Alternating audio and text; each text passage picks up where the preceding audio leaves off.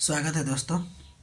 हम लोग UPSC mains PYQ देख रहे थे, तो आज पार्ट 5 है। देखते हैं कि ब्रिटिश शासन के प्रारंभिक काल से लेकर 1947 तक महिला शिक्षा की प्रगति का वर्णन करना है। ठीक है, देखिए, कहता है कि ब्रिटिश शासन के प्रारंभिक काल में भारत में महिलाओं की शिक्षा लगभग नगण्य थी, यानी कि बहुत कम थी। लगभग आप समझिए कि प्रारंभिक काल में तो थी नहीं, 1947 तक आते आते लगभग 8 से 9% ही महिलाओं की शिक्षा थी। ठीक है, तो इसलिए महिला शिक्षा जो थी लगभग नगण्य थी। सामाजिक कुरीतियाँ जैसे पर्दा प्रथा, बाल विवाह और जातीय प्रतिबंध लड़कियों की संस्थागत शिक्षा के मार्ग में गंभीर बाधाएं थी।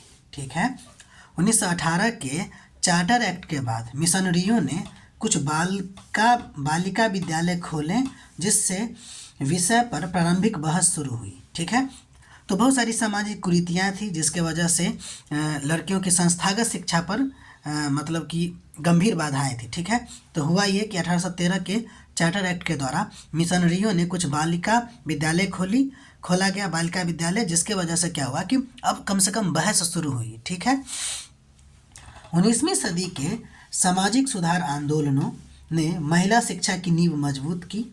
राजा राम मोहन राय, ईश्वर चंद्र विद्यासागर तथा पश्चिम भारत में ज्योतिबा सावित्रीबाई फूले ने लड़कियों के विद्यालय स्थापित किए और स्त्री शिक्षा को सामाजिक पुनर्गठन का साधन बताया। ठीक है, इस दौर में महिला शिक्षा को पहली वैचारिक वैधता मिली। ठीक है, आगे देखिए, 1854 के वुड्स डिस्पैच ने पहली बार महिला शिक्षा को राज्य की जिम्मेदारी घोषित कर दिया।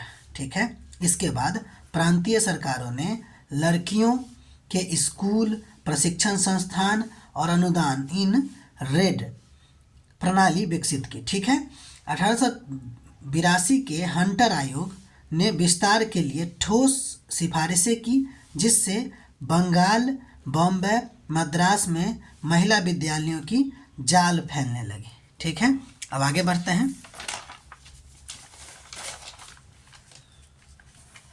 20वीं शताब्दी के प्रारंभ में बैथ्यून कॉलेज और 1916 में डी.के. कर्वे के द्वारा स्थापित महिला विश्वविद्यालयों ने उच्च शिक्षा के द्वार खोले।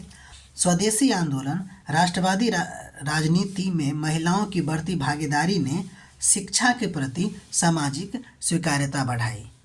गांधी के नई तालीम कार्यक्रम और 1937 के प्रांतीय कांग्रेस सरकारों ने महिला शिक्षा के लिए बजट बढ़ाया, ग्रामीण क्षेत्र में विद्यालय खोले और महिलाओं को प्रशिक्षण से जोड़ा।